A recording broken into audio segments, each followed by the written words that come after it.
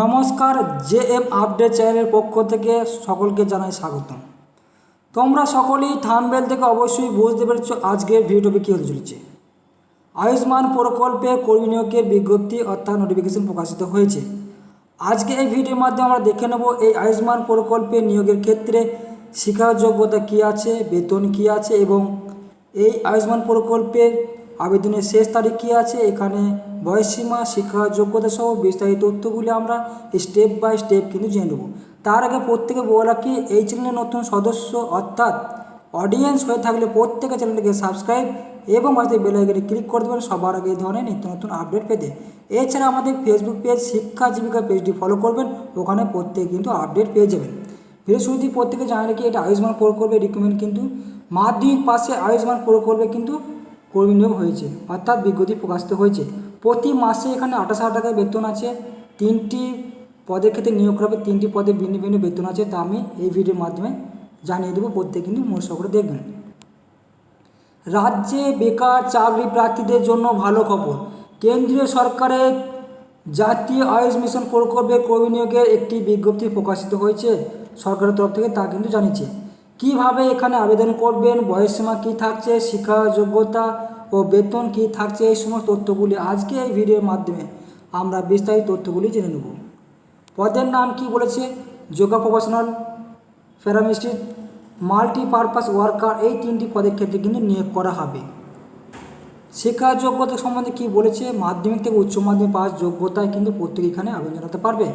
এছাড়া diploma degree certificate থাকলেও তা কিন্তু এখানে আবেদন জানানো যাবে। সেক্ষেত্রে জানিয়েছে যোগা প্রফেশনাল পদের ক্ষেত্রে।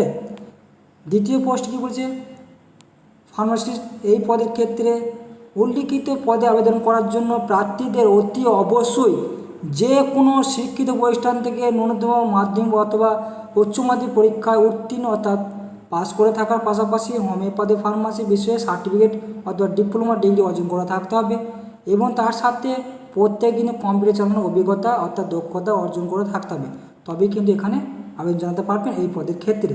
সেটা কিন্তু এখানে জানিয়েছি, সেটা প্রত্যেকে ভালো করে দেখে নেবেন।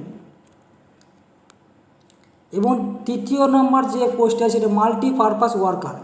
এই উল্লিখিত পদে আপনাদের আবেদন করার জন্য প্রার্থীদের অতি অবশ্যই যে কোনো শিক্ষিত প্রতিষ্ঠান থেকে ন্যূনতম স্নাতকোত্তর পাস করে থাকতে অর্থাৎ গ্র্যাজুয়েশন পাস করে থাকতে হবে। তার পাশাপাশি প্রত্যেকে কিন্তু 1 বছরে কম্পিউটার ট্রেনিং করা থাকতে হবে, ডিপ্লোমা কোর্সের সার্টিফিকেট কিন্তু অবশ্যই থাকতে হবে, তবে কিন্তু এই পদের ক্ষেত্রে আবেদন জানাতে পারবেন।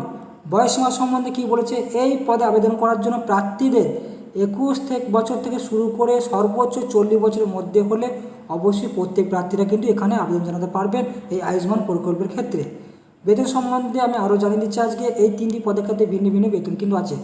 যোগা প্রফেশনাল পদের ক্ষেত্রে কিন্তু প্রতি মাসে 28,000 টাকা কিন্তু বেতন দেওয়া হবে। ফার্মাসিস্ট পদের ক্ষেত্রে প্রতি মাসে মাসিক বেতন দেওয়া হবে 20,000 টাকা।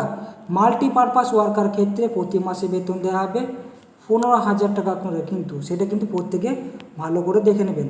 আমি ভিডিওর মাধ্যমে প্রত্যেকে সমস্ত তথ্যগুলি আজকে জানিয়ে দেওয়া হচ্ছে, সেটা প্রত্যেকে অবশ্যই মনোযোগ করে দেখবেন। এই বিজ্ঞপ্তি ওয়েবসাইটে প্রকাশ হয়েছে www.wbhealth.govt.in। এই পোর্টালের মাধ্যমে আপনারা সরাসরি গিয়ে বিস্তারিত তথ্য জানতে পারবেন। ন্যাশনাল আয়ুষ মিশন রিক্রুটমেন্ট 2024 সালে এই রিক্রুটমেন্টটি কিন্তু প্রকাশিত হয়েছে। নিয়োগ পরীক্ষা সম্বন্ধে বিস্তারিত তথ্য অবশ্যই নোটিফিকেশন ফলো করতে হবে প্রত্যেকে।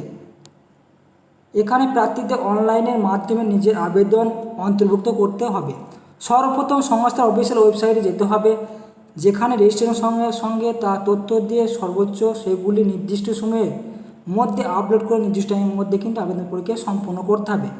এই আবেদন করার জন্য আপনাদের কী কী ডকুমেন্টস অর্থাৎ কী কী যাবতীয় ডকুমেন্টসগুলি লাগবে, সেই সমস্ত ডকুমেন্টসগুলি আমি আজকে জানিয়ে দিচ্ছি, প্রত্যেকে কিন্তু মনোযোগ করে দেখবেন। সেই সমস্ত ডকুমেন্টসে আমি নামগুলি এখানে তুলে ধরছি, সেটা প্রত্যেকে কিন্তু ভালো করে দেখে নেবেন।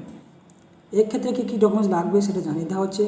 আধার কার্ড অবশ্যই দিতে হবে প্রত্যেকে, আধার কার্ড, ভোটার কার্ড, শিক্ষা যোগ্যতার প্রমাণপত্র, বয়সের প্রমাণপত্র, জাতিগত শংসাপত্র, সাম্প্রতিক রঙিন ছবি অর্থাৎ কারেন্ট আপনার পাসপোর্ট সাইজের ছবি লাগবে। গুরুত্বপূর্ণ তথ্যটি এখানে জানিয়েছে, আবেদন পরীক্ষা ইতিমধ্যে শুরু হয়ে গেছে, শেষ হবে আগামী 1/10/2024 তারিখ অর্থাৎ 24 সাল অনুযায়ী প্রত্যেকে কিন্তু আবেদন শেষ হবে 1/10/2024 অর্থাৎ অক্টোবর মাসে 1 তারিখের মধ্যে কিন্তু প্রত্যেকে আবেদন পরীক্ষা সম্পন্ন করতে হবে।